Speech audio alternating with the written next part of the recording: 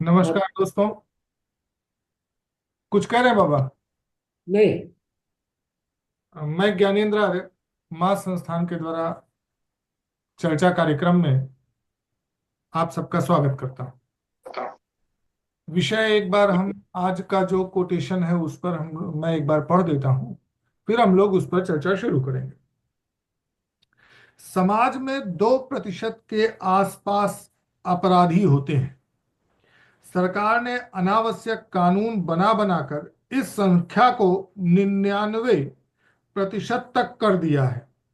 वर्तमान समय में ऐसा कोई आदमी दिखाई नहीं देता जो अक्षरशः कानून कानून का पालन करता हो। भारत में विगत 70 वर्षों से चाहे जिस राजनीतिक संगठन की सरकार रही हो, पर समाज विरोधी तत्वों का मनोबल लगातार बढ़ा है और समाज समाज का मनोबल लगातार कम हुआ है। कानून का उल्लंघन करने वाले हर क्षेत्र में सफल रहे और कानून का पालन करने वाले असफल। यह कोटेशन वर्तमान सामाजिक व्यवस्था, वर्तमान राजनैतिक व्यवस्था पर बहुत गंभीर चोट करती है। हमें यह बहुत गंभीरता से समझना चाहिए कि आज एक बहुत बड़ा वर्ग ये खड़ा है जो आपको ये समझाता है दिन रात एक करके कि आप कहीं ना कहीं अपराधी हो। आप भी उसी जमात में शामिल हो जिस जमात में वो भ्रष्टाचारी शामिल है। मैंने अपने जीवन में तमाम कई बार ऐसी बातें सुनी हैं कि घूस तो तुम भी देते हो, तुम अपने काम के लिए तुम्हारी औकात या तुम्हारी जरूरत 150 रुपए या फिर 200 रुपए 500 रुपए तक पूरी हो जाती है। हमारा काम ठेकेदारी करना है तो हमारा लाख 2 लाख 4 लाख करोड़ों रुपए तक का घूस होता है। हम पुल बनाते हैं, सड़क बनाते हैं, उसमें घूस नहीं देंगे तो हमारा काम नहीं हो पाएगा। ठीक उसी तरह से जैसे आप अगर घूस नहीं देंगे अपना 10 रुपए 20 रुपए 50 रुपए, तो आपको मुकदमे की तारीख नहीं मिलेगी, अपनी आय जाति निवास प्रमाण पत्र इत्यादि नहीं मिल पाएंगे। और यह कह के एक आम आदमी को भी अपराधियों की श्रेणी में खड़ा कर दिया जाता है। आए दिन हम यह सुनते रहते हैं कि एक व्यक्ति जिस अपने पक्ष में या अपने अपने अपने आप को सेव करने के लिए, अपने आप को जस्टिफाई करने के लिए ऐसे ऐसे तर्क देता है कि हर आदमी अपराधी उसको लगते हैं। अच्छा, ये षड्यंत्र अगर अपराधियों की ही तरफ से हो, समाज विरोधियों की ही तरफ से हो, तब तो बड़ी कुछ सांत्वना की बात हो सकती है। किन्हीं मुद्दों पर जाकर हम सांत्वना की सांस ले सकते हैं कि चलो ठीक है, हम उनसे निपट लेंगे। लेकिन उस षड्यंत्र में जब व्यवस्था शामिल हो जाती है, तब एक गंभीर चिंता का विषय बनता है। निश्चित तौर पे अपराधी अपने आप को संरक्षित करने के लिए किसी न किसी सामाजिक नियमों का या समाज में जो शरीफ लोग हैं उनका आश्रय ही लेता है, अपने आप को बचाए रखने के लिए, अपने आप को जस्टिफाई करने के लिए। सवाल तब खड़ा होता है जब ये जस्टिफिकेशन उस लेवल तक जाके चला जाता है जहां व्यवस्था भी आपको जस्टिफाई करने के, अपराधियों को ही जस्टिफाई करने में लग जाए। वर्तमान समय में व्यवस्था और अपराधियों का गठजोड़ हम समाज में हर जगह देखते हैं, देख रहे हैं। मैं अनुभव करता हूं या हम सभी देख रहे हैं, पिछले कुछ दशकों में समाज में दुर्जनों को, ऐसे लोगों को जिनको समाज व्यवस्था या मान्यताओं के आधार पे, जो नीतिगत मामले, जो नैतिक आधार पे जिन व्यक्तियों को खराब कहा जाता है, जिन व्यक्तियों को समाज विरोधी कहा जाता है, जिन व्यक्तियों को अपराधी कहा जाता है, वह एक शरीफ व्यक्ति, एक सज्जन व्यक्ति की अपेक्षा कई गुना ज्यादा सफल और व्यवस्थित दिखते हैं, सम्मानित दिखते हैं। जबकि समाज में जो सज्जन व्यक्ति हैं, जो शरीफ व्यक्ति हैं, अक्षरशः कानून का पालन करते हैं जैसा इस कोटेशन में कहा गया है, वह अपने आप को दोयम दर्जे का पाते हैं, उनके समकक्ष नहीं खड़े हो पाते। आखिर ऐसा क्यों है?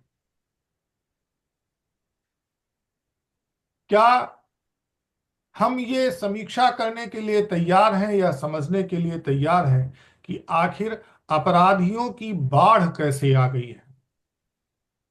इसी के बाद का ठीक अगला कोटेशन है, जिसमें मुनि जी यह कहते हैं कि अपराध के लिए मुख्यतः तीन ही कारण माने जाते हैं। पहला, मजबूरी। मजबूरी के कारण व्यक्ति अपराधी हो जाता है। दूसरा, अशिक्षा के कारण व्यक्ति अपराधी हो जाता है। तीसरा, अव्यवस्था के कारण अपराधी हो जाता है। आप देखिए, पिछले कुछ वर्षों में आर्थिक स्थिति प्रत्येक व्यक्ति की पहले से कहीं बेहतर है। शिक्षा पहले से कहीं बेहतर है। लेकिन क्या अपराध कम हुए?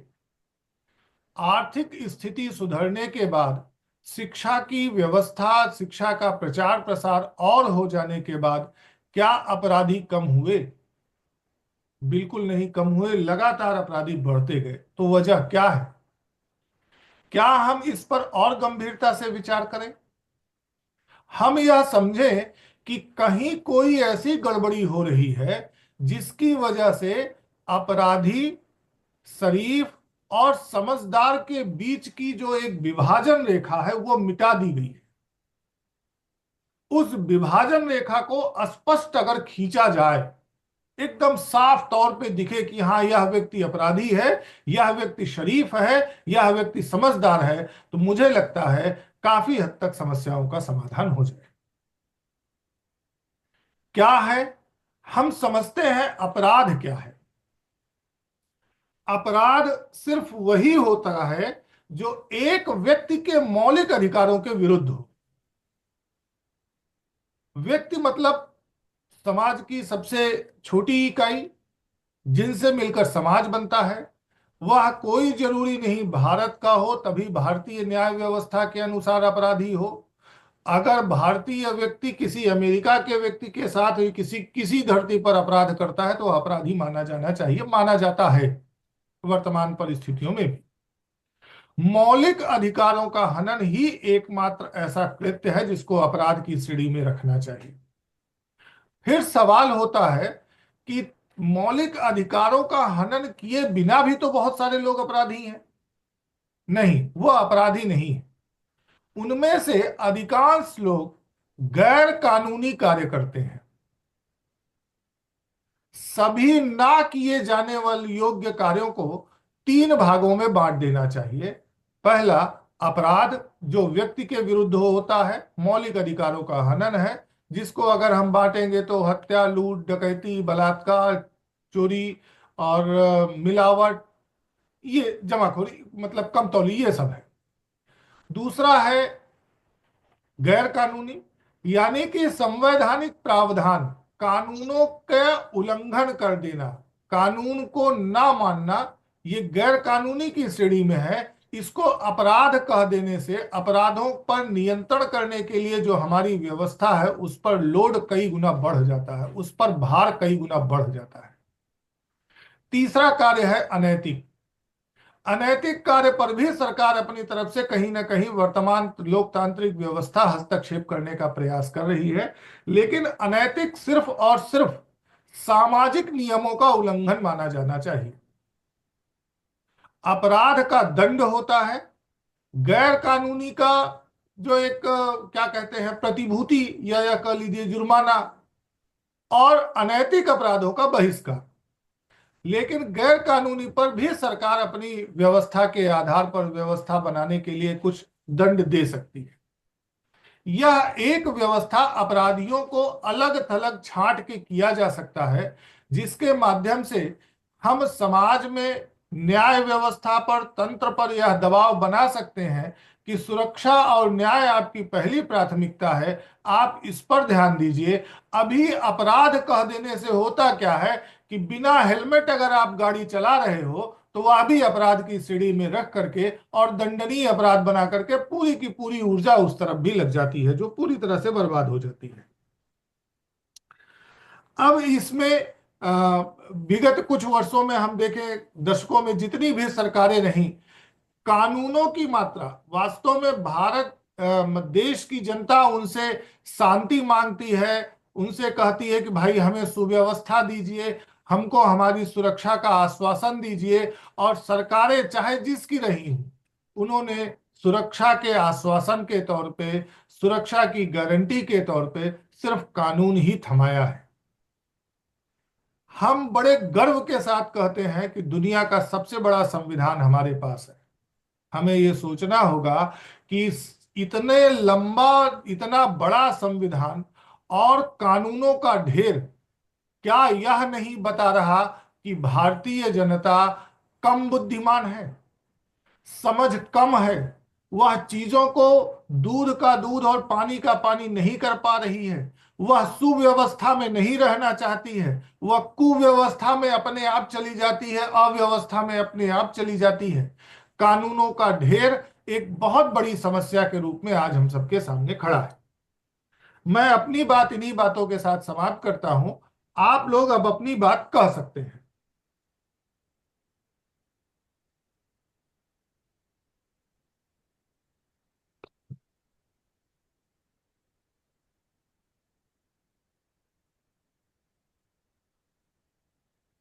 बताइए भाई साहब, इस विषय पर आप लोग अपनी बात अब रख सकते हैं।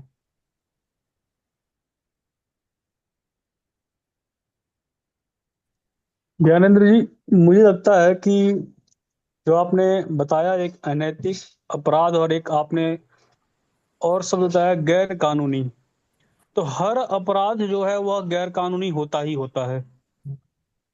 और अनैतिक कार्य है जब उसको कानूनी तरीके से रोकने की का प्रयास किया जाता है, तब वह गैर कानूनी हो जाता है।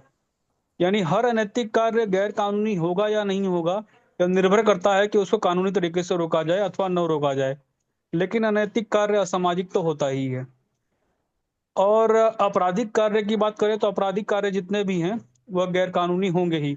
इसका ये अर्थ है कि गैर कानूनी काम में दोनों तरह के काम आ जा रहे हैं। वो काम तो आ ही रहे हैं जो आपराधिक कार्य हैं, वो तो आएंगे ही, साथ में वो भी आ जा रहे हैं जो अनैतिक हैं और जिनको कानूनी तरीके से रोका जा रहा है। जो सेग्रीगेशन की बात आती है, सेग्रीगेशन कर करके जो है हम अनैतिक कार्यों को अगर समाज के अधीन दे दें तो डेफिनेटली होगा इससे कि न्याय व्यवस्था में बहुत सुधार हो सकता है। लेकिन मैं इसके अतिरिक्त, जैसे हम मामले देखते हैं, 90% जो पारिवारिक मामले हैं या जमीन के मामले हैं, तो उनको तो अनावश्यक बढ़ाया गया है।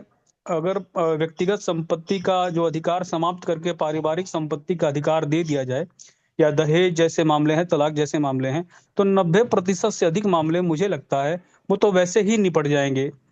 तो ये सिर्फ कानूनों की मात्रा का प्रश्न नहीं खड़ा होता है, ये समझ का भी प्रश्न खड़ा होता है कि अगर संपत्ति को मौलिक अधिकार नहीं दिया जा रहा है या फिर पारिवारिक संपत्ति घोषित नहीं कर रही की जा रही है, तो यहाँ पर जो है कानून अनावश्यक रूप से वैसे ही बढ़ जाते हैं।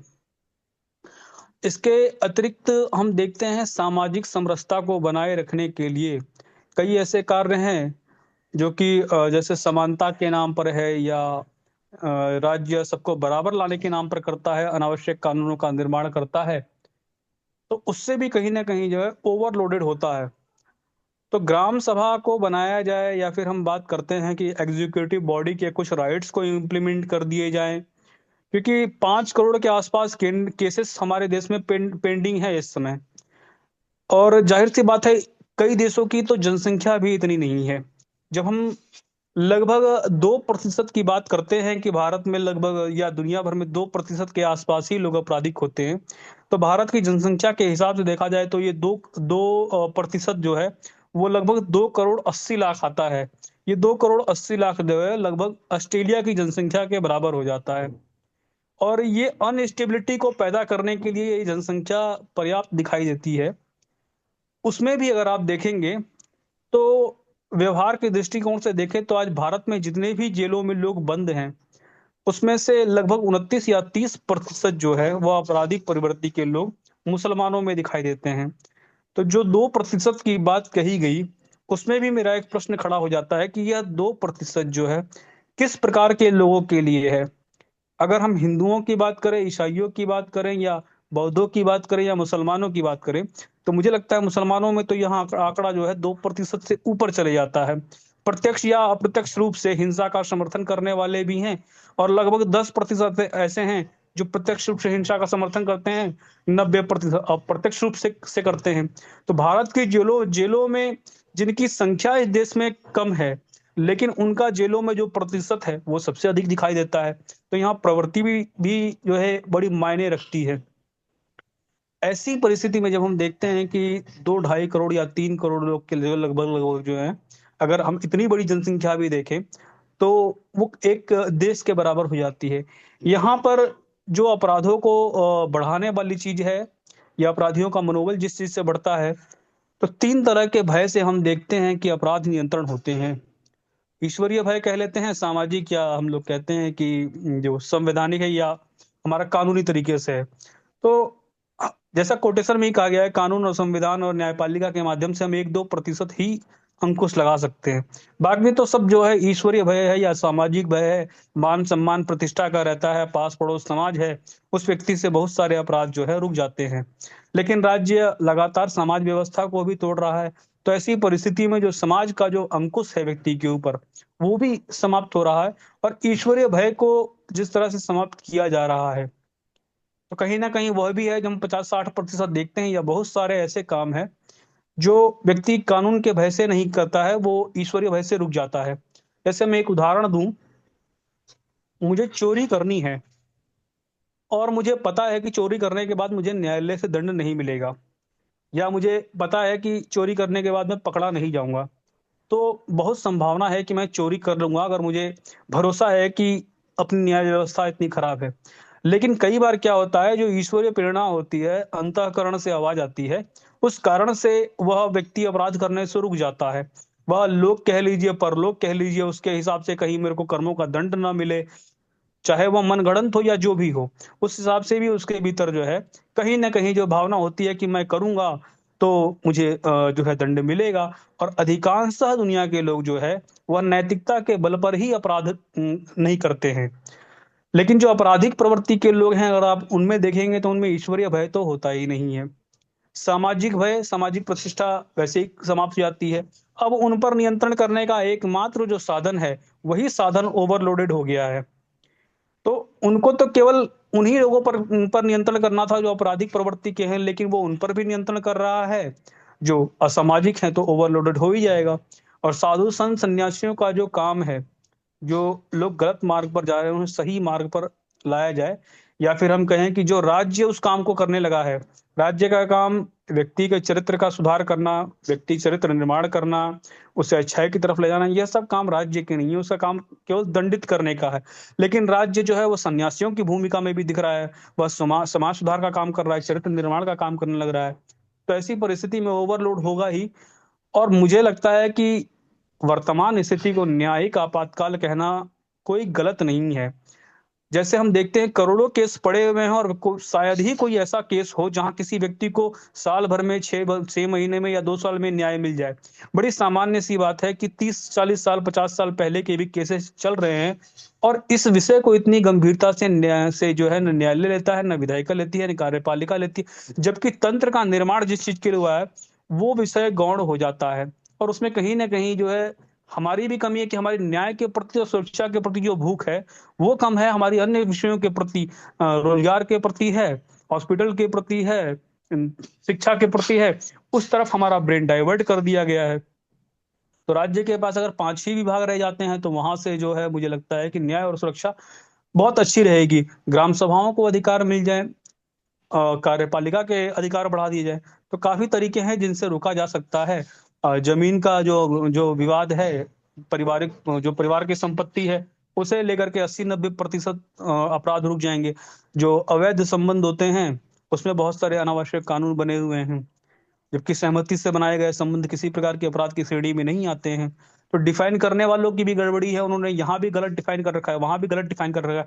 अब मंशा गलत है या समझ गलत है, ये एक महत्वपूर्ण विषय बनता है। तो मुझे लगता है कि बहुत सारे तरीके हैं जिनसे अपराधों को बहुत कम किया जा सकता है या काफी हद तक नियंत्रण किया जा सकता है। जी धन्यवाद। ठीक बात, धन्यवाद विजय सिंह। और कोई भाई अपनी बात रखे?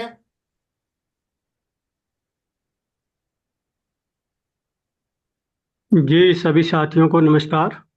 हाँ अर्जुन जी, भाई सब बताएं। अभी भाई साहब ब्रजेश जी ने अपनी विचार रखे और काफ़ी हद तक मैं उनके विचारों से सहमत हूँ। जैसा कि उन्होंने चर्चा की थी, तो, तो ये सत्य है कि उनकी जनसंख्या भले ही 18-19% जो भी रही, लेकिन अपराध की श्रेणी में अगर हम देखते हैं, जो अपराध हमारे आसपास हो रहे हैं उसमें उनका प्रतिशत जो है 50 के आसपास है। और दूसरा ये है कि जब समस्याएं अनेक प्रकार की हैं, अपराध अनेक प्रकार के हैं, या आम जीवन में किसी के पास जब एक से अधिक समस्याएं होती हैं, तो वरीयता के आधार पर वो जो ज़्यादा महत्वपूर्ण हो जाता है उससे निपटने का प्रयास करता है। तो जैसे कि एक बार बर्ड फ्लू हुआ था। बर्ड फ्लू हुआ था, कैसा रोग था कि कहीं पर जहाँ से स्टार्ट हुआ था वहाँ पर मुर्गी से स्टार्ट हुआ था शायद, तो मुर्गियों को ख़त्म कर दिया गया था। अब ये तो नहीं है कि मुर्गियों से स्टार्ट हुआ है तो बकरियों को ख़त्म कर दिया जाए।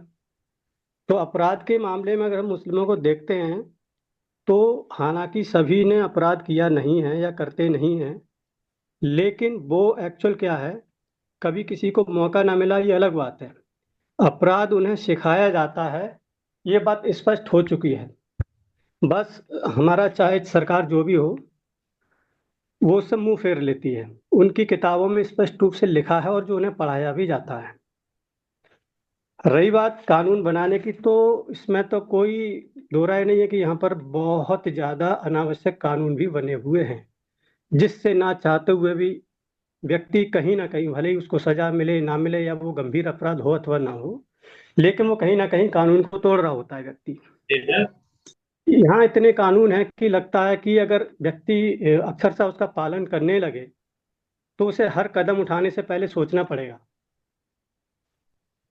तो अभी बात करें कि अपराध, तो अपराध को हमें समझना होगा। जैसे फॉर एग्जांपल, अभी वो युद्ध चल रहा है, एक लंबे अरसे से युद्ध चल रहा है इजराइल में और हमास में। तो हमास क्या है? हमास, आप लोगों को लग रहा होगा कि मैं थोड़ा विषय से भटक रहा हूँ, लेकिन नहीं, मैं अपनी बात को सिद्ध करने का प्रयास कर रहा हूँ कि हमास जो है वो एक लंबे समय से एक स्ट्रॉन्ग कंट्री की आर्मी से लड़ रहा है। और तो उसे नाम दिया गया कि मतलब वो क्या है, आतंकवादी है, मतलब जो है। अगर अब वो आतंकवादी है हमास, तो जो इतने लंबे समय से एक स्ट्रॉन्ग देश की आर्मी से लड़ रहा है, तो क्या वो चुपके चुपके चुपके चुपके मतलब पनप गया? क्या वहां की सरकार को पता नहीं है? स्पेशली जो गाजा पट्टी का जो एरिया है, वो टोटली ही मतलब जो आतंकवादी संगठन है वहां का, उसके कब्जे में है। तो इसका मतलब सरकार को वहां पर पता है, सरकार की देखरेख पे सब हो रहा है। तो इसका मतलब क्या है, अगर वो आतंकवादी हैं तो उसका जो मतलब सरकार है उसके संज्ञान में सब कुछ है, तो वहां की सरकार क्या हुई? और वहां की सरकार का या वहां का जो समर्थन इंडिया में जो लोग कर रहे हैं या करते हैं, वो कौन हुए? तो कई बार हम जो है अपराध को जो है सही से मतलब जो है वो नहीं कर पाते। मतलब आतंकवाद तो क्या है, एक उन्होंने एक वर्ड दे दिया कि आप इसको ढूंढो, जिसने काम को अंजाम दिया या मतलब कोई अपराध किया, उसको हम बोल देते हैं कि वह आतंकवादी है। लेकिन हर जो है मुस्लिम आतंकवादी नहीं है। लेकिन ये भी देखने में आता है जितने भी आतंकवादी हुए सब मुस्लिम है। तो कहने का तात्पर्य यह है कि मुस्लिम जो है वो सब अपराधी हैं, लेकिन उनके अलग अलग रोल उनको मिले हुए हैं। ऐसा नहीं कि हमारे जानने में समझने में ऐसे लोग भी आते हैं कि नहीं वो अच्छे व्यक्ति हैं और वो अपराधी नहीं हैं। लेकिन क्या उनको ये रोल दिया गया है कि आपको समाज में ऐसी मतलब अपनी एक पहचान बनानी है। तो ऐसी स्थिति में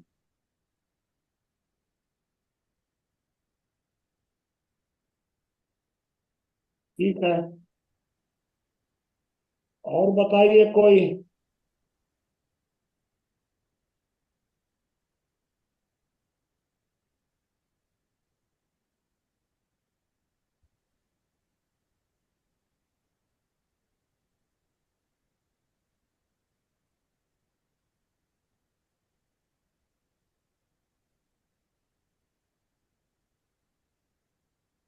बाबा नमस्कार। जी नमस्कार भाई, बताइए। बाबा, समाज में कितने प्रतिशत अपराधी हैं और कितने प्रतिशत नहीं हैं?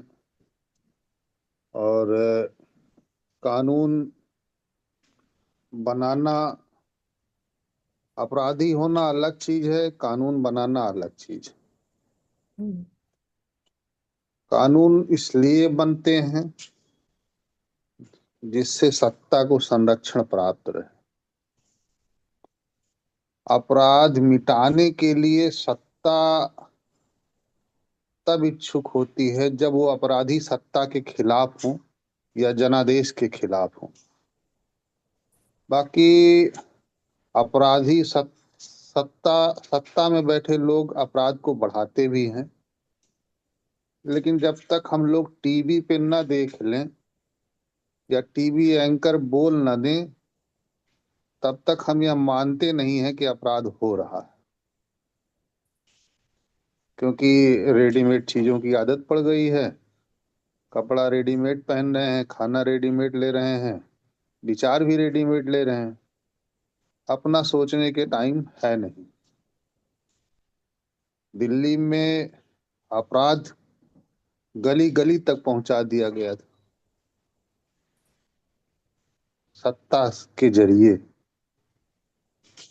अब उसको सरकार नियंत्रित कैसे करेगी? सब सत्ता अपने हाथ में आ गई है, अब ये आगे देखने वाली बात होगी। लेकिन समाज को फर्क नहीं पड़ता तब तक जब तक कि वह टीवी पे ना आ जाए। अखिलेश यादव, मुलायम सिंह यादव ने सत्ता पाने के लिए उत्तर प्रदेश में अपराधियों को रॉबिन हुड बनाया था और वह उनके गले की फांस बन गए। जनादेश उनके खिलाफ आया, वो सब मार दिए गए। तो सत्ता के लिए भी जो है अपराधियों का बढ़ना या घटना निर्भर करता है। बाकी समाज तो काफी हद तक जो है अपराध या अपराधियों से दूर ही रहना चाहता है। बहुत ज्यादा उसका इंटरेस्ट नहीं है, वो सुकून से जीना चाहता है। और यह हम भारतीयों की बहुत दिनों से, यह कहिए प्राचीनतम व्यवस्था है कि हम सुकून से जीना चाहते हैं। संसाधन कम हो जाए, अंग्रेज राज करने लगे, मुगल राज करने लगे, हूण राज करने लगे, लेकिन हम अपना सुकून खोज लेते हैं। और हम ये जानते हैं कि हम कुछ 100 सालों के लिए, 80 सालों के लिए आए हुए हैं। सुकून से जी लो, मुक्ति प्राप्त कर लो, मोक्ष प्राप्त कर लो, गृहस्थ जीवन जी लो, निकल लो धीरे से यहाँ से।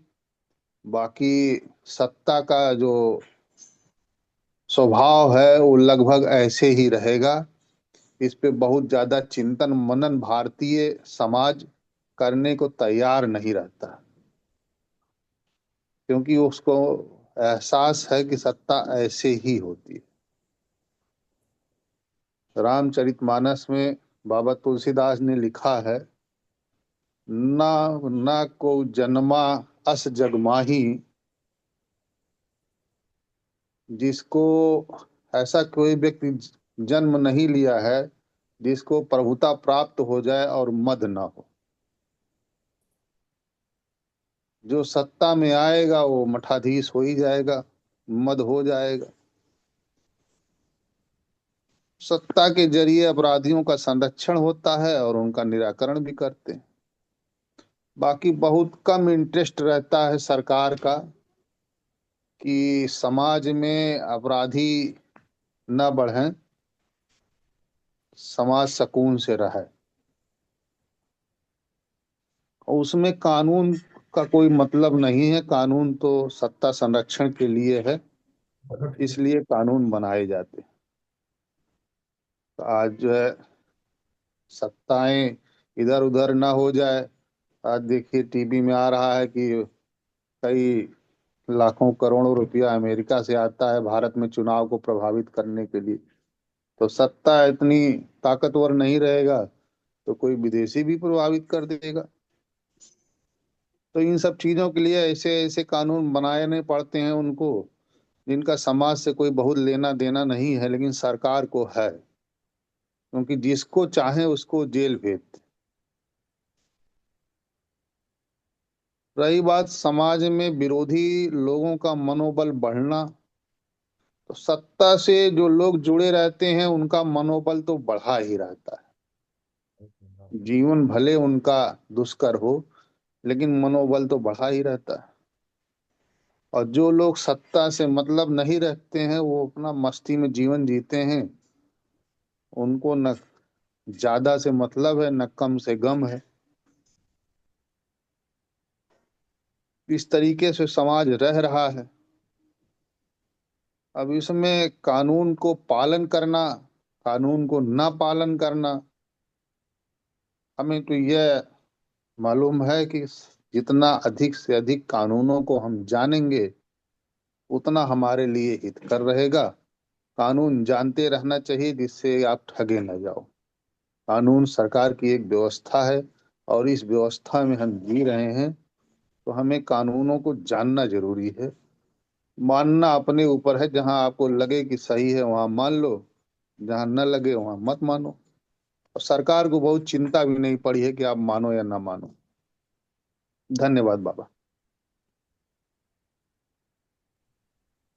जी पवन जी। और कोई भाई अपनी बात रखे? जी सभी साथियों के लिए नमस्ते। बताएं। बताइए। जी अभी पवन जय जी ने अपनी विचारधारा प्रकट करी, बहुत अच्छा बोला। वर्तमान समय में समाज की कैसी व्यवस्था है, सरकार की कैसी व्यवस्था है, अपराधी क्या कर रहे हैं, तमाम विचार मंथन चल रहा है इस समय। हमारे भारत में स्वतंत्रता के बाद ही कांग्रेस की सरकार बनी। उस समय स्टार्टिंग में तो इतने मतलब इतने अपराधी नहीं थे, लेकिन कुछ वर्षों के बाद अपराधियों की संख्या भारत में बढ़ी और कांग्रेस के सरकार में ज्यादातर भारत में मनोबल जो है वो मुसलमानों का बढ़ा, क्योंकि वोट बैंक हासिल करने के लिए, वोट प्राप्त करने के लिए कांग्रेस की बहुत बड़ी चाल थी कि हम ये लोग हमें वोट देंगे और हम प्रधानमंत्री या प्रदेशों में मुख्यमंत्री बनेंगे। तो इस तरह से मतलब हर तरह से सेफ्टी उनकी की गई भारत में कांग्रेस ने। चाहे कांग्रेस का कोई भी प्रधानमंत्री रहा हो, उनकी जो भी सरकार रही है कांग्रेस की, सबसे ज्यादा लाभ हर तरह से मतलब मुसलमानों को पहुंचाया और उनका मनोबल भी बढ़ाया।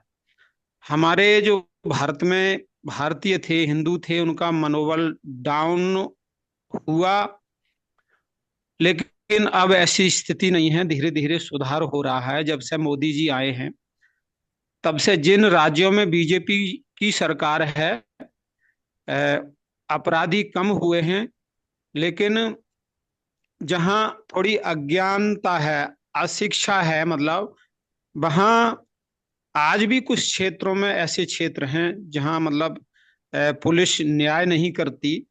रुपए ले लेके मतलब जो अपराध करते हैं और मतलब उनसे रुपए ले अपराधियों से रुपए ले लेके उनका मामला शांत कर देती है। और जो समाज तबके के मतलब थोड़े निचले डाउन के व्यक्ति, नीचे स्तर के व्यक्ति हैं, उनका मनोबल दबा दिया जाता है। समाज में आज भी कुछ क्षेत्रों में भारत के ऐसे क्षेत्र हैं जहाँ थोड़ी अशिक्षा भी है और कृषक लोग हैं। तो वहाँ मतलब आज हमारा समाज जो है भी आज भी मतलब दब रहा है और वो समाज अपराध नहीं कर रहा, लेकिन जो अपराधी कर रहे हैं उनके मनोबल बढ़ रहे हैं ऐसे क्षेत्रों में जहाँ अशिक्षा है। और पुलिस जो है वो पैसे लेकर अपराधियों से और मामला शांत कर देती है, रफा दफा कर देती है, अपराधियों को दंड नहीं देती। जहां अपराधियों को दंड नहीं दिया जाता तो वहां अपराधियों के मनोबल बढ़ जाते हैं और हमारा समाज जो है वो एक प्रकार से चक्की के पाटे में मतलब पिसता रहता है, अपराधों को भी सहन करता रहता है। तो धीरे धीरे उत्तर प्रदेश में तो खैर अब ऐसी स्थिति नहीं है, लेकिन फिर भी आज हमारे समाज को जो है न्याय मिलना चाहिए, वो नहीं मिल पा रहा। और कुछ क्षेत्रों में अपराधी भी मतलब मनोबल बढ़ाए हुए हैं, लेकिन फिर भी मतलब सीमा से बाहर नहीं है, कंट्रोल में है।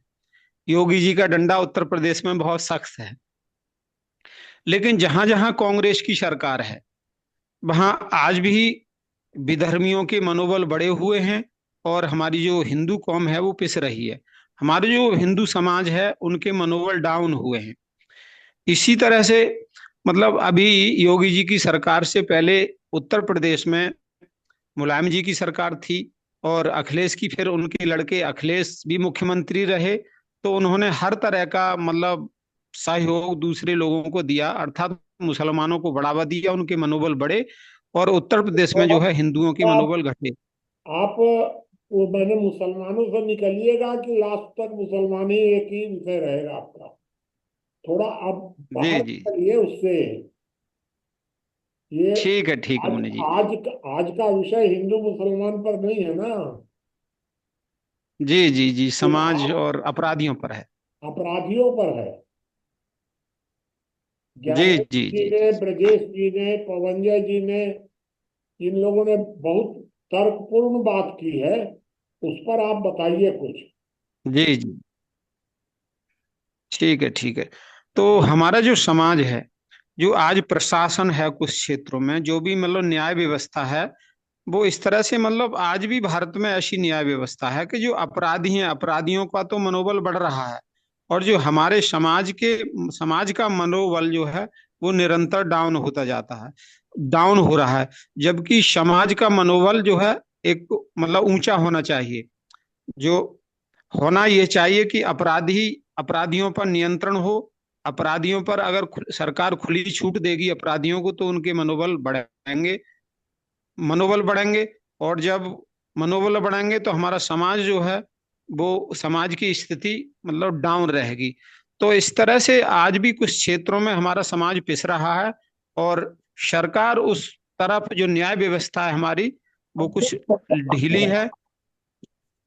इस तरह से जो है हमारे समाज व्यवस्था जो है वो समाज अपनी जगह तो ठीक है, लेकिन समाज पिस रहा है और जो अपराधियों की मनोबल बढ़ रहे हैं। ठीक बस बात। इतना ही बोलूंगा मैं। ठीक बात, अच्छा प्रयास। और कोई भाई अपनी बात रखे? मुनि जी नमस्ते। नमस्ते, बताइए। हाँ, मैं ये समझता हूँ कि पहले तो अपराध की यदि परिभाषा ठीक नहीं की जाएगी तो यही गलत है। तो अपराध क्या, कौन कौन से काम अपराध हैं, कौन कौन से काम भ्रष्टाचार है, कौन कौन से अनैतिक हैं और कौन कौन से गैर कानूनी हैं, ये क्लासिफिकेशन किए बिना अपराध नियंत्रण की बात ठीक से नहीं कही जा सकती। दूसरी बात यह है, कानूनों की अधिकता जितनी होगी, कानून अधिक हैं और उनमें कुछ ऐसे हैं जो अ, जिनका प्रभाव अनुकूल नहीं है, समाज पर प्रतिकूल उनका प्रभाव है, वो कानून ही न्याय देने में अड़चन बने हुए हैं। तब अपराध पर ठीक से नियंत्रण नहीं हो सकता। और इसके साथ ये जो चयन है जुडिशरी में जजों का, उसकी जो प्रक्रिया है वो जितनी अच्छी होनी चाहिए उतनी अच्छी नहीं है। इसके अलावा हमारी जो शिक्षा है, शिक्षा जितनी अच्छी होगी, चाहे वो परिवार से हो या विद्यालय से हो या मानव अपने समाज से हो, उतना ही अपराध पर नियंत्रण होता है। और इसके अलावा एक दो बातों को कंपेयर कीजिए। एक व्यक्ति है अपराधी, और उसने एक भिखारी से 10 रुपए छीन लिए। उस भिखारी ने रोटी के लिए 10 रुपए ही भीख मांगी थी, वो अपराधी ने छीन लिए। एक दूसरा अपराधी है जो ऐसे व्यक्ति के यहाँ ऐसे व्यक्ति का धन का अपहरण करता है जिसने गलत तरीकों से बहुत धन इकट्ठा किया है। अब दोनों में हम कंपैरिजन करते हैं तो जो छोटा अपराधी मालूम पड़ता है, वास्तव में वो ज्यादा घातक है जहां इस मामले में। और जो लगता है बहुत बड़ा अपराध किया है, वो अपराध तो उसने किया है लेकिन उसका परिणाम उतना घातक नहीं है जितना पहले वाले में हुआ था। और एक बात और भी है, हम रोजगार नहीं देंगे, लोगों को भोजन नहीं मिलेगा और भूखा व्यक्ति चोरी करेगा, तो हमारे पास दंड व्यवस्था तो है, हमारे पास न्यायालय भी है, कानून भी है, लेकिन हमारे पास बेरोजगारी दूर करने का उपाय नहीं है। तो ये भी सोचना पड़ेगा कि अपराध प्रारंभ कहाँ से होता है, उसकी जड़ें कहाँ पर हैं।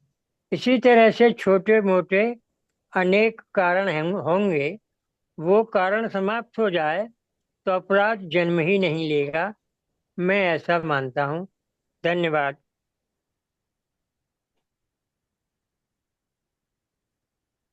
और भाई बताएं। हेलो जी। ये मुझको 3 बातें कहनी है, एक एक पंक्ति का है। उसमें पहला ये है कि आपके किसी ने कहा है कि से अपराधी जो होते हैं स्पिरिचुअल नहीं होते, धार्मिक नहीं होते। तो अपराधी जो होते हैं वो और आदमियों से अधिक स्पिरिचुअल होते हैं, धार्मिक होते हैं। दूसरा ये है कि अपराधी ईमानदार होते हैं। आप गैर ईमानदार कहेंगे, ईमानदार होते हैं, चेन मारते हैं, घर लूटते हैं, डीह पर बैठ करके अपना सामान बराबर बराबर बांट लेते हैं। तो इस तरह लॉयल होते हैं अपना टीम के प्रति, जो टीम का है उसके प्रति लॉयल होते हैं, वो धार्मिक होते हैं।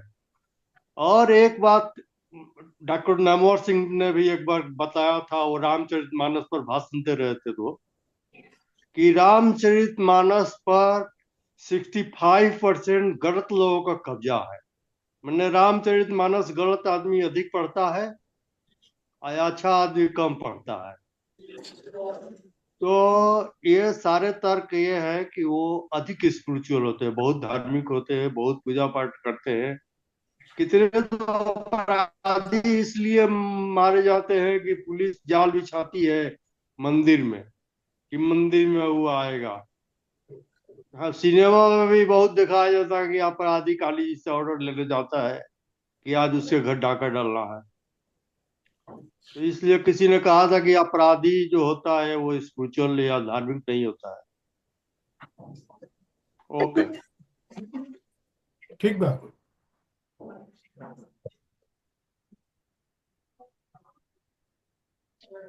चलिए और बताइए। आज अभी मोहन बाबू कुछ नहीं बोले हैं,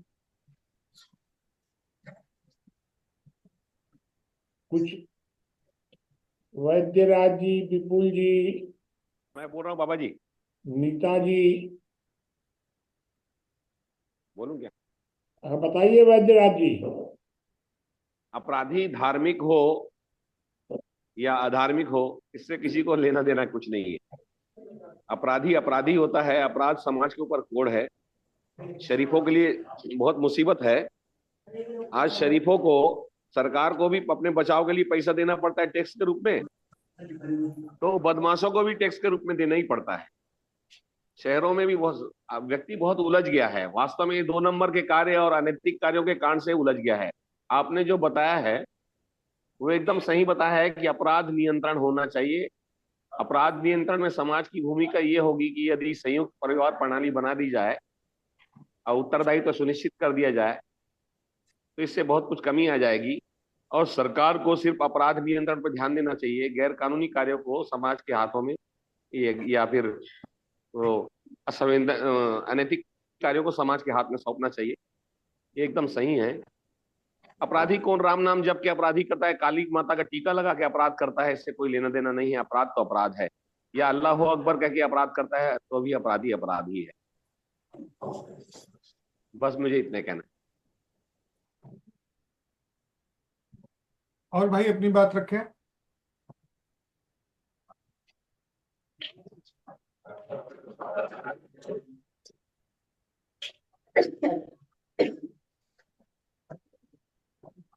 ज्ञानेंद्र जी, अगर कोई बात नहीं रखेगा तो मुझे बताइएगा। हाँ नहीं, रखिए ना, रखिए ना। मैं दो बातें कोट कर रहा था, थोड़ा सा डायरेक्शन देने के लिए, जो हमारी चर्चा चल रही है उसके लिए। जो मदन जी ने कहा कि उत्तर प्रदेश में से एनकाउंटर हो रहे हैं या कांग्रेस के अन्य राज्यों में, हमारा जो विषय है आज का, उसमें एक बात हम लोगों को समझनी पड़ेगी। उत्तर प्रदेश में जो कुछ भी हो रहा है वह न्याय तो है, लेकिन गैर कानूनी तरीके से न्याय है और वह संवैधानिक व्यवस्था के द्वारा नहीं है। तो तीन परिस्थितियां हमारे पास आती हैं। एक, गैर कानूनी तरीके से न्याय हो और त्वरित न्याय हो। दूसरा, कानूनी तरीके से हो और जो है न्याय बहुत विलंब से हो या कई परिस्थितियों में हो ही ना पाए। और तीसरी परिस्थिति है कि वो कानूनी प्रक्रिया से भी हो और त्वरित भी हो। आदर्श स्थिति यह है कि हम लोग गैर कानूनी तरीके से बचने का प्रयास करें। आपातकाल में ही ये स्थिति आती है। हमारा प्रयास होना चाहिए कि अगर कानून खराब है तो कानूनों में सुधार हो, संशोधन हो। लेकिन अगर कहीं गैर कानूनी तरीके से हम न्याय का पक्ष ले रहे हैं तो ये बहुत लंबे समय तक खिंच नहीं पाएगी व्यवस्था। तो कानूनों में संशोधन और सुधार की आवश्यकता है। ये पहली स्थिति की तुलना में सही है कि जहां देर से न्याय मिल रहा है या फिर मिल ही नहीं पा रहा है और कानून का पालन हो रहा है, उसकी तुलना में तो ठीक दिखता है आपातकाल स्थिति में। लेकिन यह आदर्श स्थिति नहीं है, तो इन दोनों से बचने का प्रयास करना चाहिए। तो हमारी जो चर्चा आज की चल रही है, उस चर्चा में हम लोगों को ये ध्यान रखना है कि कानूनों में कैसा सुधार हो, व्यवस्था में कैसा सुधार हो, उस पर हमारा एक पक्ष रहेगा तो ठीक रहेगा।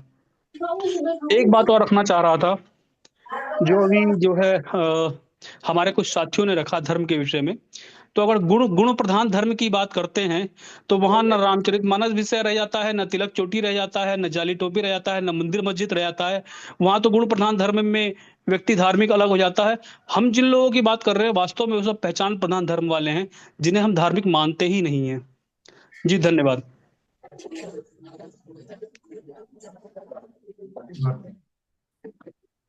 और किसी को कुछ कोई बात, ज्ञानेंद्र जी भी अगर कुछ और कहना चाहे तो। ठीक है बाबा, चर्चा चल रही है। ठीक है बाबा, एक बात मैं कहना चाहूंगा। हाँ। उत्तर प्रदेश में जो हो रहा है, जिसकी हिंदू समाज में भूरी भूरी प्रशंसा होती है कि अपराधियों के लिए योगी बाबा कुछ कर रहे हैं, अपराधियों के लिए नहीं कर रहे हैं। इस बात को हमें समझना चाहिए। सत्ता का यह स्वभाव है कि जनादेश के खिलाफ जो अपराधी हैं उनके लिए वो काम करते हैं, जिससे कि उनका जनादेश और प्रबल।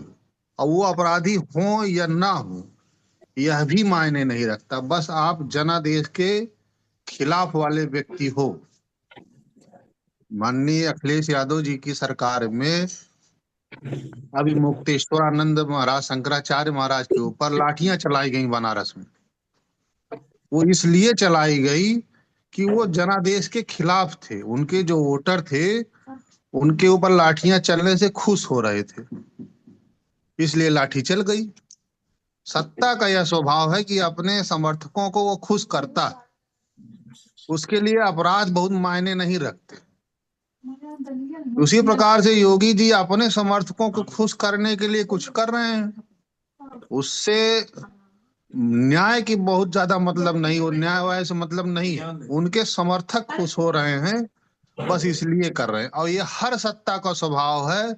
समाज में रहने वाले लोगों को, जो समझदार लोग हैं, उनको यह समझना पड़ेगा कि ये न्याय नहीं है, यह सिर्फ अपने लोगों को खुश करने का तरीका है। जिसे हमें विरोध करना चाहिए। समाज के में रह के इन चीजों को जानना चाहिए कि यह गलत परंपरा है। अगर आज अपने वोटरों को खुश करने के लिए आप ऐसा कर रहे हो तो कल ब्याज सहित उसका भुगतान होगा। अगर अभी मुक्तेश्वर आनंद शंकराचार्य जी के ऊपर लाठी चली थी तो उसका ब्याज सहित भुगतान हुआ, और उसके चक्कर में हम अपना विकास, अपनी नौकरी, अपनी पढ़ाई, अपना स्वास्थ्य दांव पे लगा देंगे। धन्यवाद। मतलब सरकार किसी के ऊपर भी अत्याचार कर रही है तो उसके समर्थक लोग मतलब खुश हो रहे हैं, सरकार के समर्थक लोग खुश हो रहे हैं कि अपराधियों के ऊपर अत्याचार होने के पर, अपराधियों के ऊपर कार्रवाई होने पर खुश हो रहे हैं। यानी सरकार लोगों को खुश करने के लिए ये कर रही है। देखिए, दोनों बात में फर्क है। पिछले समय में और इस समय में अंतर ये है, इस समय एक वर्ग के अपराधियों को दबाया जा रहा है। मतलब खास करके उत्तर प्रदेश में दबाया तो जा रहा है अपराधियों को ही, लेकिन अपराधियों में मुसलमानों को दबाया जा रहा है। ये इसका मतलब ये है। और पहले इसका उल्टा होता था। तो पवन्य जी की भी बात में दम है, लेकिन थोड़ा सा डिफरेंस है। देखिए, एक बात आपने जो बताई, ब्रजेश जी ने कही थी कि मुसलमानों में करीब करीब 30-25% अपराधी हैं। ये आंकड़ा आपका गलत है। मैंने सर्वे किया है और मुसलमानों में करीब करीब हीनियस क्राइम करने वाले, गंभीर अपराध करने वालों की संख्या लगभग 40% है। मतलब अगर कुल भारत में 2% अपराधी हैं, या आप मान करके चलिए कि उन अपराधियों में लगभग 1% के आसपास मुसलमानों की संख्या है और ईसाइयों की संख्या बहुत कम है। ये मेरा सर्वे इस तरह का है इस संबंध में। दूसरी बात एक आई कि भाई अपराधियों को दंड मिलता ही नहीं है। अभी आपने सुना होगा सज्जन कुमार का मुकदमा, 40 साल तो हो गया है, 84 में हुआ था दंगा, 40 साल हो गया है, अभी भी उसका फैसला नहीं हुआ है। फैसला होने के बाद फिर पता नहीं और अपील होगी क्या होगा, वो सब जाने दो। तो दिक्कत ये है कि जिस तरह ब्रजेश जी ज्ञानंद जी ने जो क्लियर किया है वो बिल्कुल सही क्लियरिफिकेशन है कि अपराधों का तो न्यायालय निर्णय कर ही नहीं रहा है। अभी आपने देखा होगा कि पिछले समय में, साल भर में, हमारा सुप्रीम कोर्ट रोज अरविंद केजरीवाल की जमानत पर ही सुनवाई उसकी चलती रहती। कभी सुप्रीम कोर्ट, कभी हाई कोर्ट, कभी लोअर कोर्ट, कभी फिर सुप्रीम कोर्ट, रोज कहीं ना कहीं जमानत पर सुनवाई चलती रहती। तो कहाँ आपको फुर्सत है न्याय करने की? तो दिक्कत ये आई, एक बदल दी गई धारणा। ये कहा गया कि न्याय होना ही नहीं, दिखना भी चाहिए। तो न्यायपालिका न्याय दिखने के फेर में न्याय होना ही बंद हो गया। मेरे पास, मैं भी एक दो के मुकदमे यहाँ देखता हूँ अंबिकापुर का, वो 40 साल करीब करीब हो गया है। ये बड़ी भारी स्थिति है। लेकिन अपराध की परिभाषा, यह जो पवनजय जी ने प्रश्न उठाया, बिल्कुल जेन्युइन प्रश्न है ये। अपराध की परिभाषा जो हम लोग बता रहे हैं, सिर्फ एक परिभाषा है, मौलिक अधिकारों का उल्लंघन, बस। और मौलिक अधिकार क्या होता है? सिर्फ एक होता है मौलिक अधिकार भी, व्यक्ति की स्वतंत्रता। ये तो सीधे सीधे परिभाषा हो गई। अपराध दो प्रकार के केवल अपराध होते हैं, बाकी कोई अपराध का प्रकार नहीं होता है, भाग हो सकते हैं। अपराध दो ही प्रकार के होते हैं, एक होता है बल प्रयोग और एक होता है धोखा, जालसाजी वगैरह। दो के अलावा कोई तीसरा काम अपराध होता ही नहीं है। ये बहुत महत्वपूर्ण बातें हैं। तो अब प्रश्न उठता है कि जैसे श्रीकांत जी ने कहा कि अपराधी धार्मिक होते हैं। अपराधी वास्तव में इसलिए इतना पूजा पाठ करते हैं कि वो समझते हैं कि जो हम अपराध कर रहे हैं, इससे मुक्ति का मार्ग तो यही है, बचने के लिए। वास्तव में अपराधी जो हैं वो अपराध से डरते नहीं हैं कि हम अपराध करेंगे तो हमको दंड मिलेगा ईश्वर के आगे। जो सन 47 से अपराधों की मात्रा लगातार बढ़ती गई, लगातार, एक कारण तो राजनीतिक है ही कि राजनीतिक दलों ने अपराधियों से साठगांठ कर ली। एकदम पवनजय जी ठीक कह रहे हैं। लेकिन एक कारण और है, जैसे जैसे धर्म का भय और समाज का भय, ये दोनों कम होता गया, वैसे वैसे लोग अपराध बढ़ाते चले गए। धर्म का भी डर कम हो गया, समाज से कोई डर समाज की कोई समाज का ढांचा है ही नहीं। हम तो ईश्वर से डर खत्म हो गया और समाज का डर खत्म हो गया। कानून जो है वो निष्फल है ही, क्योंकि कानून तो अपराधों को रोक नहीं पा रहा है। ये बहुत बड़ी समस्या है।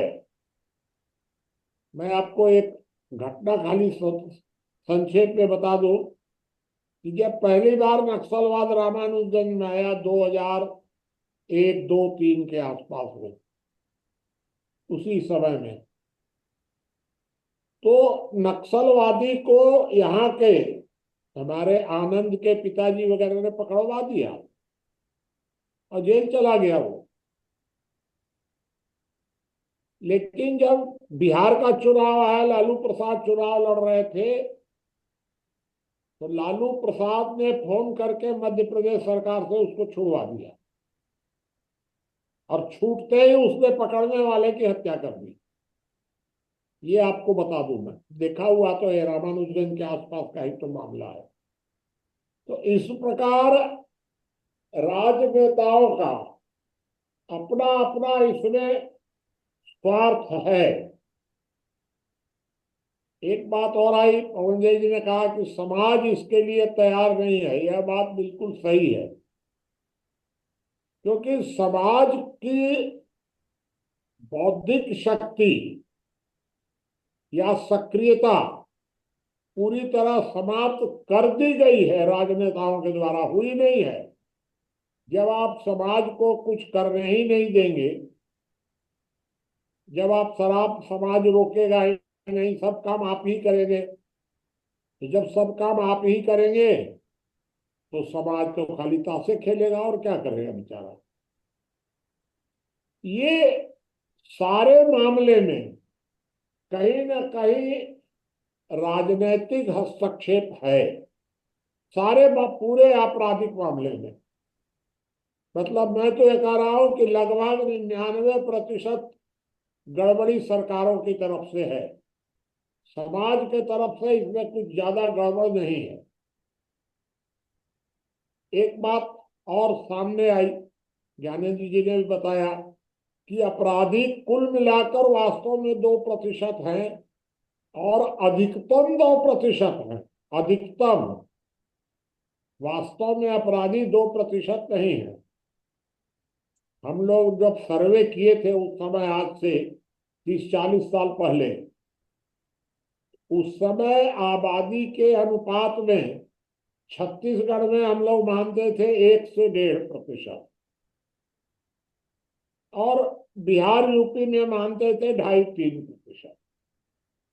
बाकी दक्षिण भारत में भी 1 से 1.5 से ज्यादा नहीं है। लेकिन एक बात श्रीकांत जी ने और मदन जी ने जो कही, उससे मैं सहमत नहीं हूं। जो लोग शिक्षित हैं वो कम अपराध करते हैं, इसका कोई प्रमाण नहीं है अब तक। मैंने ये पाया है कि अशिक्षित क्षेत्रों में अपराध कम है, क्योंकि उनकी अपराध करने की कैपेसिटी नहीं है, पकड़े जाते हैं।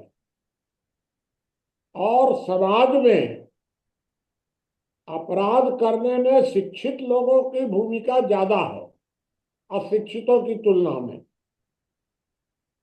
एक और मैं आपको तर्क दूं कि सन 47 में अशिक्षित लोगों की संख्या बहुत ज्यादा थी, 83%। 17% केवल साक्षर थे उस समय। और आज निरक्षर तो 2-4% ही बचे होंगे। शिक्षा का स्तर बढ़ता जा रहा है, आर्थिक स्थिति सुधरती जा रही है बहुत, और अपराध बढ़ रहे हैं। मजबूरी में कहाँ कोई अपराध कर रहा है, कोई भिखमंगा अपराध कर रहा हो, कोई भूखा कर रहा हो? भूखा तो कोई है ही नहीं। भारत में एक भी व्यक्ति ऐसा नहीं मिलेगा आपको जो मजबूरी में भूखा हो। शौक से भूखा हो तो कोई उपाय नहीं होता, क्योंकि एक दिन की मजदूरी आपको 12 किलो अनाज मिल रही है, तो आप भूखे कहीं कहां कहां से रहेंगे? तो इसलिए कोई मजबूरी में अपराध हो रहा है ऐसा बहुत कम है। वास्तव में जो अपराध हो रहे हैं वो अपराध इसलिए हो रहे हैं कि अपराधियों को अब कानून का डर नहीं है, ईश्वर का डर है ही नहीं, समाज का डर है ही नहीं, कानून का डर है ही नहीं। न्यायालय कभी आपको फैसला देगा ही नहीं, कभी भी। यही कारण है कि योगी आदित्यनाथ असंवैधानिक तरीके से सारा कार्य कर रहे हैं, लेकिन जनता खुश है। ये बात पहली बार नहीं है। मैं खुद भुक्तभोगी हूं कि जब भागलपुर आग फोड़ कांड हुआ था तो उस समय अटल जी ने पुलिस का विरोध किया था। अब भागलपुर की आम जनता ने समर्थन किया था। ठीक किया है पुलिस वालों ने। पुलिस वालों ने अपराधियों को पकड़ पकड़ कर उनकी आंखों में तेजाब डाल दिया था। सारी घटना मेरी जानकारी में है, और जनता ने समर्थन कर दिया। अभी भी ये सोहराबुद्दीन को मारा अमित शाह वगैरह ने, गैर कानूनी तरीके से मारा था, लेकिन जन समर्थन मिल गया। तो प्रश्न ये उठता है कि क्या किया जाए ऐसी परिस्थिति में। तो अब जब न्याय और कानून आपस में टकराता है तो आदर्श स्थिति यह है कि हम न्याय का पक्ष लें। कानून में बदलाव करें,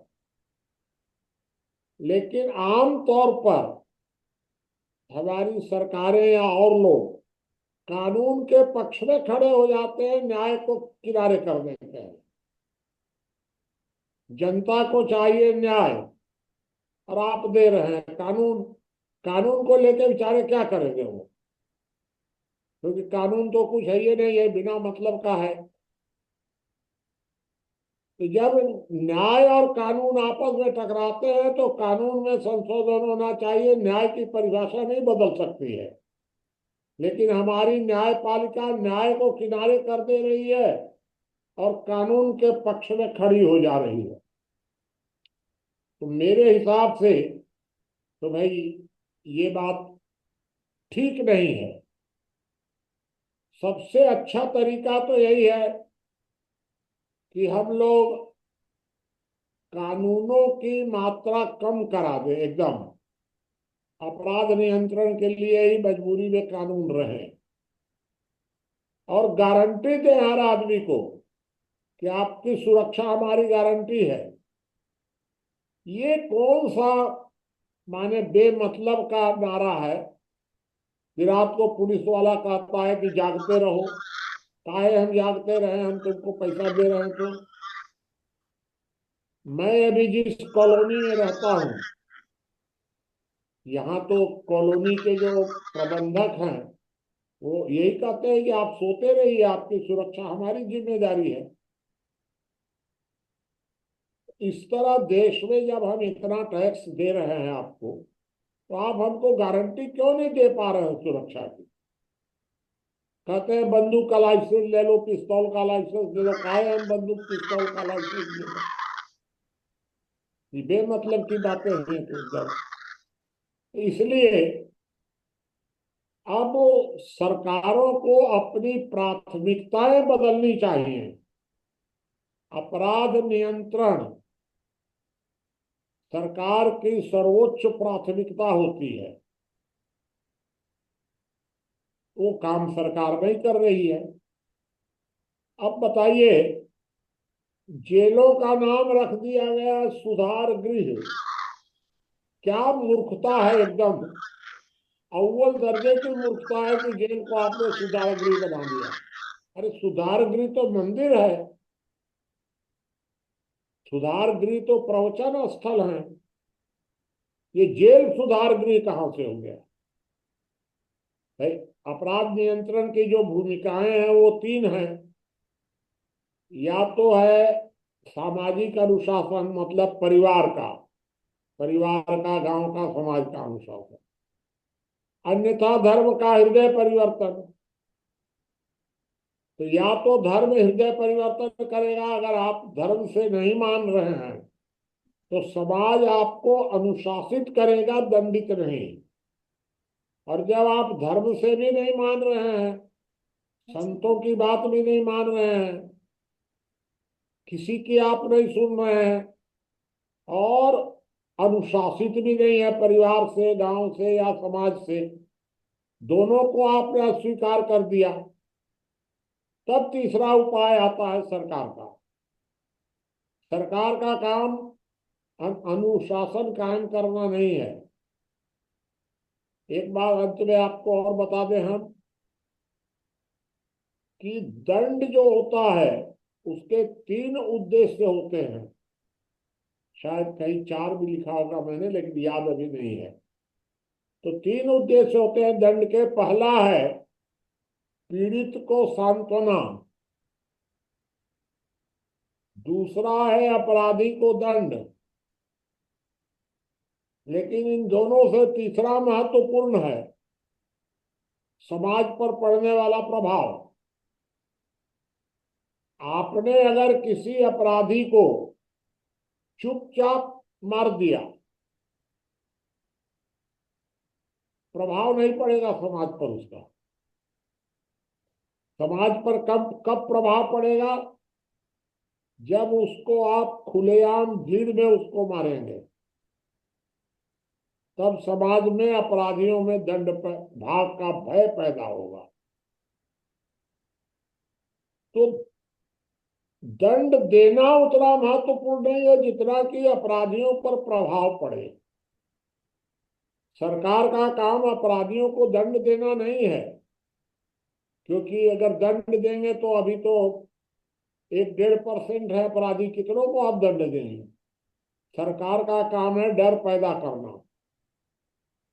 ऐसा दंड दीजिए, साल में 1-2 ऐसे लोगों को आप दंड दीजिए कि जिनका खुलेआम भीड़ में उनकी भले बोटी बोटी काटना पड़े तो काट दीजिए, लेकिन अपराधियों में भय पैदा होना चाहिए कानून का। जो भय है ये नहीं है, आप चुपचाप फांसी दे रहे हैं किसी को भी। ये समाज पर उसका प्रभाव पड़े, समाज पर माने अपराधियों पर, अपराधियों में डर पैदा हो। इसीलिए हम लोगों ने एक सुझाव दिया है, बहुत विलक्षण सुझाव है, दुनिया में पहला सुझाव है वो, कि अगर कोई फांसी की सजा प्राप्त व्यक्ति अंधा बनकर जीना चाहे तो उसे न्यायालय जमानत पर अपनी शर्तों पर छोड़ सकता है, वो जब तक जीना चाहे। जमानत पर शर्तों के साथ अंधा बन करके वो जीना चाहता है तो उसको छूट दे देना चाहिए। ये मैंने सुझाव दिया है। इसका समाज पर असर पड़ेगा, अपराधियों में इसका भय पैदा होगा, ये सोच करके ये सुझाव मैंने दिया है। ये मैंने आपको कुछ बताया। अब आप कुछ पूछिए या कुछ बोलिए, तो सब तरह से अभी आपके पास 14 मिनट बचा हुआ है। बाबा मेरी कुछ असहमति है, मैं व्यक्त करना चाहता हूँ। बताइए जरूर। न्याय जो है देने के लिए शेर का कलेजा होना चाहिए, क्योंकि न्याय से आदमी स्वयं को अनुशासित करता है और उसकी बुराइयां, स्वयं की भी बुराइयां नाश हो जाती हैं। न्याय वो है, न्याय वो है कि ऐसा नियम बना दिया जाए। प्रधानमंत्री मनमोहन सिंह ने कि आप जो है सूचना का अधिकार आम लोगों को हाथ में दे दिया, जिससे कि उनके मंत्रियों द्वारा किया गया भ्रष्टाचार जग जाहिर होने लगा। और वह न बोलते हुए भी कि मैं अपने सांसदों को जेल भेजूंगा, अपने मंत्रियों को जेल भेजूंगा संसद से, उन्होंने ऐसी व्यवस्था कर दिया कि उनके मंत्री और सांसद जेल जाने लायक हो गए। लेकिन भारतीय व्यवस्था में दुर्भाग्य ऐसा है कि मीडिया द्वारा ऐसा रचना रची गई कि उस व्यक्ति को ही बेईमानी में लिप्त करके सत्ता से बाहर कर दिया गया, और ऐसा व्यक्ति उनके जगह पे सत्ता में आया जो यह बात तो कहता था कि संसद में बैठे बैठे सांसदों को जेल भेजूंगा, लेकिन उसने सूचना के अधिकार को ही खत्म कर दिया, नियम को ही धत्ता कर दिया। लेकिन एक नियम उन्होंने लाया, अच्छा नियम, कि उन्होंने न्याय संहिता में यह व्यवस्था किया कि जल्दी से जल्दी निर्णय होगा। अखिलेश यादव ने न्याय की व्यवस्था किया कि 100 नंबर जैसी व्यवस्था की कि पुलिस जो है सबके घर पहुंचने लगी, जिससे कि लोगों में अपराध की दर कम हो गई और उनके अपराधी जो है भयभीत होने लगे जो समाजवादी पार्टी के थे, जिससे समाजवादी पार्टी का खुद का नुकसान हो गया। लेकिन शेर का कलेजा था, न्याय के लिए दृढ़ संकल्प थे, तो उन्होंने ऐसी व्यवस्था किया कि 100 नंबर पे फोन करने पे एक आम आदमी के हाथ में अधिकार दे दिया कि 100 नंबर पे फोन करोगे तो पुलिस को आपके घर पहुंचना ही पड़ेगा। बाकी जो काम आदरणीय योगी जी कर रहे हैं, मेरी नजरों में उनका एक भी कार्य ऐसा नहीं है जो कि समाज में अच्छे से सरवाइव हो सकता हो। चाहे वो गो पालन वाला हो, महाभ्रष्टाचार की आकंठ में डूबा हुआ है, चाहे वह बाढ़ पीड़ितों को फल और अनाज की टोकरी भिजवाना हो, भ्रष्टाचार की भेंट चढ़ा हुआ है। वहीं उनके प्रधानमंत्री द्वारा किया गया हर कार्य जनता तक पहुंच रहा है, चाहे वह आवास योजना हो, चाहे वह राशन योजना हो, चाहे पैसा देने की योजना हो। और उससे भी योगी जी सीख नहीं ले पा रहे हैं। उनका हर निर्णय अधिकारियों के भ्रष्टाचार की भेंट चढ़ जा रहा है। क्योंकि न्याय के लिए आपको एक नियम बना देना पड़ेगा जिसमें आप खुद भी फंस सकते हो, जैसा कि डॉक्टर मनमोहन सिंह ने बना दिया, सूचना का अधिकार दे दिया, जैसा कि अमित शाह ने कानून में बना दिया कि आपको निर्णय जल्दी मिलेगा, जैसा कि अखिलेश यादव ने कर दिया कि 100 नंबर पे पुलिस आपके घर जाएगी। यह न्याय की ऐसी व्यवस्था है जिससे आदमी खुद भी फंस सकता है। विपक्ष और पक्ष कोई मतलब नहीं रह जाएगा। धन्यवाद बाबू। एक बात बताइए पवन जी कि मनमोहन सिंह जी को हटाया कौन? सोनिया गांधी ने।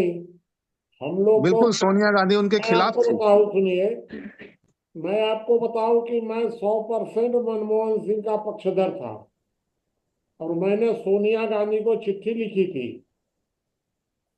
और उस चिट्ठी में लिखा था कि अगर आप मनमोहन सिंह को कमजोर करेंगी तो नरेंद्र मोदी नहीं रुकेंगे। नरेंद्र मोदी अगर रोके जा सकते हैं तो मनमोहन सिंह के द्वारा ही रोके जा सकते हैं। लेकिन नहीं समझ में आया उन लोगों को, भाई मनमोहन सिंह को हटाओ, मनमोहन सिंह को हटाओ। हटाए क्या मनमोहन सिंह को? क्या हटाए? इस पूरी कांग्रेस से चली गई, सोनिया राहुल सब चले गए किनारे। चलिए और बताइए कोई कुछ। दूसरी बात आपने कहा अनुशासन, व्यक्ति का अपना अनुशासन। तो जो व्यक्ति का अपना होता है वो स्वशासन होता है। अपना होता है स्वशासन, समाज का हेलो होता है अनुशासन और राज्य का होता है शासन। ये तीनों का अंतर है। हेलो। हाँ बताइए। हाँ नमस्ते जी। इन्होंने मुझे बोला कि आप कुछ बोलने को कह रहे हैं तो मैं थोड़ा आज सुन रही थी। मुझे एक प्रश्न है, ज्यादा कुछ बोलना नहीं है।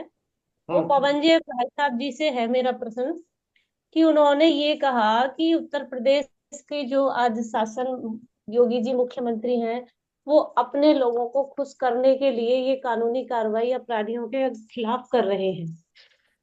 तो जब 2000 जब मुलायम सिंह की सरकार थी और योगी जी मुख्यमंत्री नहीं थे उत्तर प्रदेश के, उनपे 11 मुकदमे लगे थे।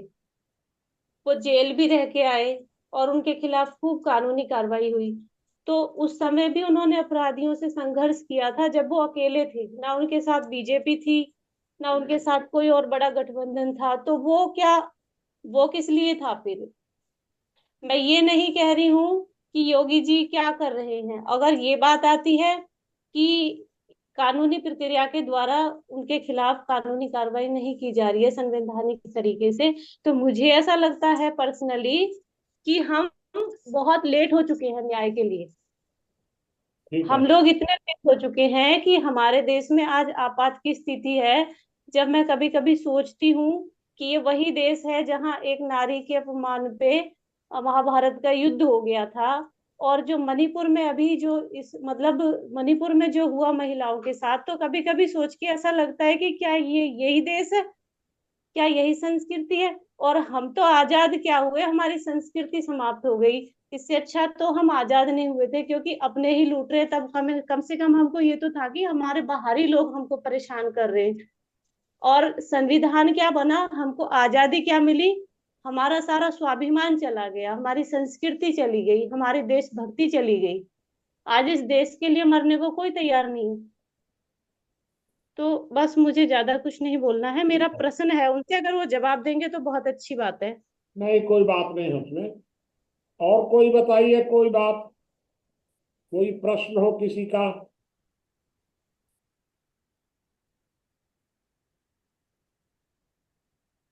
बाबा, मैं नीता सिंह जी के नहीं सवालों के नहीं कोई जवाब उसको नहीं छोड़ देना दीजिए चाहता आप हूँ। पवन जी।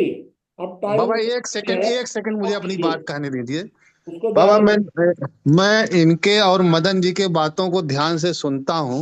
मतलब ठीक और है ना मैं भाई। आप मैं चाहे मैं तो मैं नहीं इनसे धनंजय जी रुक मैं जाइए, इनसे रुकिए आप सीखता हूँ, मैं इनके सवालों का जवाब नहीं दे आप पाऊंगा। आप रुकिए, तो देखिए 5 मिनट कुल बचा ही है, तो बाकी और कोई प्रश्न किसी का होगा तो और कर ले।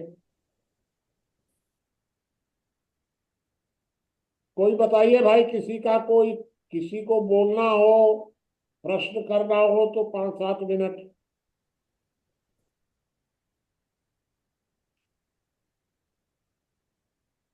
ब्रजेश जी, अर्जुन सिंह जी, कमल सिंह जी कुछ नहीं बोलते हैं अभी तक।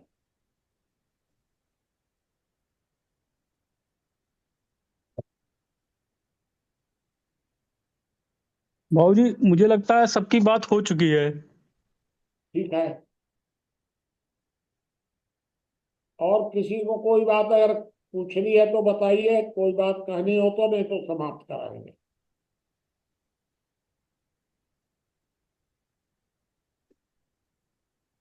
बताइए ज्ञानेंद्र जी। ठीक है बाबा। सुनने के लिए सभी का बहुत बहुत आभार। कल फिर नए विषय के साथ हम लोग जुड़ेंगे।